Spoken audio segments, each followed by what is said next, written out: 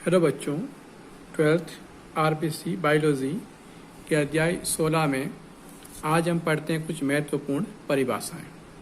हम पढ़ रहे हैं उत्तक संवर्धन। तो देखिए, ये एक ऐसा पात्र है, बर्तन है, जिसमें उत्तक संवर्धन किया जाता है, उसे पात्र कहते हैं। मतलब ये परखनली या फ्लास्क, जिस पात्र में उत्तक संवर्धन किया जाता है उसे पात्र कहते हैं। इस पात्र के अंदर पादप का कटा भाग उत्तक संवर्धन के लिए प्रयोग में लिया जाता है। उस पादप के कटे भाग को कर्तोतक कहते हैं। जैसे देखिए, पादप है, इसका हमने ये भाग काटा है। अब इस कटे भाग को इस कोष माध्यम पर या संवर्धन माध्यम पर स्थानांतरित किया जाता है। इस क्रिया को सरोपण या निवेशन कहते हैं। यानी कर्तोतक का संवर्धन माध्यम पर स्थानांतरण ही सरोपण या निवेशन कहलाता है। अच्छा, जब आप कर्तोतक को संवर्धन माध्यम पर रख दोगे तो इससे कोशिकाओं का अविभेदित गुच्छा प्राप्त होगा। ये कैलस या किण्व कहलाता है। यानी उत्तक संवर्धन में बनने वाला अविभेदित कोशिकाओं का गुच्छा ही कैलस या किण्व कहलाता है। कुछ समय बाद में इस कैलस से छोटा सा पादप बन जाता है। ये पादप पादपक कहलाता है। यानी उत्तक संवर्धन में बनने वाला जो नवोत्पीत पादप होगा वही पादपक कहलाता है। अब ये संवर्धन माध्यम या पोष माध्यम, तो ये रासायनिक पदार्थ युक्त ऐसा माध्यम है जो इस कर्तोतक को या इस कैलस को या इस पादपक को पोषित करता है। वो कहलाएगा संवर्धन माध्यम या पोष माध्यम। अब आगे देखते हैं उत्तक संवर्धन।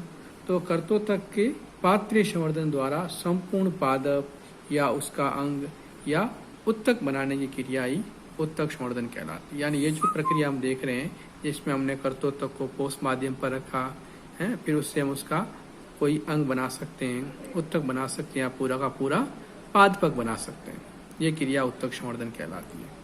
अब भ्रूणाभ क्या है? तो उत्तक संवर्धन में भ्रूण के समान अगर संरचनाएं बने तो भ्रूणाभ कहलाता है। और अगर ये भ्रूण कायिक कोशिकाओं से प्राप्त किया जाए तो उसे कायिक भ्रूण कहते हैं।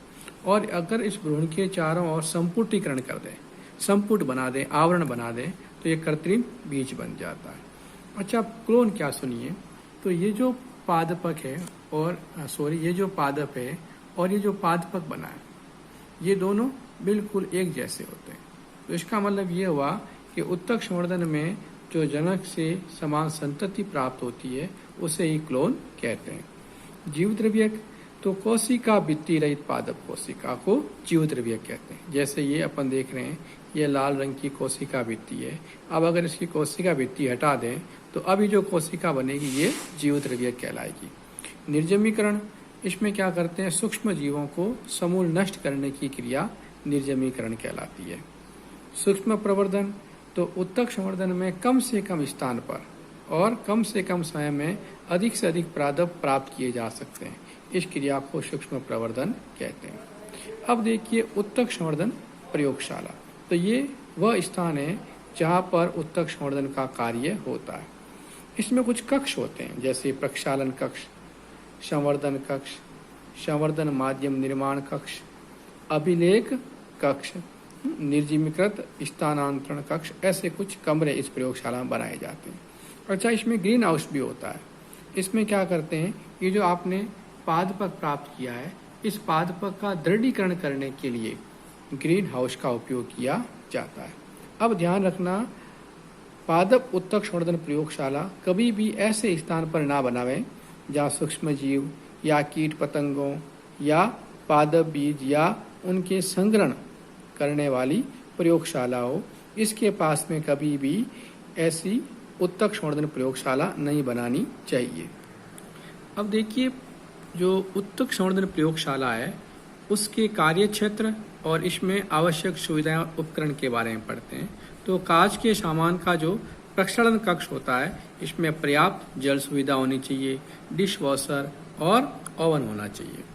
इसी प्रकार संवर्धन माध्यम निर्माण कक्ष है, इसमें gas connection, hot plates, heating metals, भौतिक व डिजिटल तुला, जल शुद्धिकरण यंत्र, कांच व प्लास्टिक के बर्तन, माइक्रो पिपेट, फ्यूड हुड, रसायन, स्टॉक विलियन, autoclave, refrigerator, centrifuge, magnetic stirrer, pH meter, culture trolley, ये सारे उपकरण किस में होना चाहिए? संवर्धन माध्यम कक्ष में।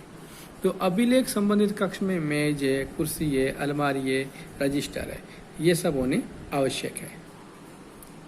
नेक्स्ट टॉपिक संवर्धन माध्यम। तो इसकी परिभाषा अभी ऊपर हमने देखी थी कि रासायनिक पदार्थ युक्त ऐसी संरचना जो उत्तक संवर्धन में कर्तोतक, कैलस, पादपक आदि को पोषित करती है। यानी यहाँ जो हमने ये माध्यम भरा है, इस माध्यम से इन संरचनाओं को पोषण मिलेगा, तो ये कहलाता है संवर्धन या पोष माध्यम।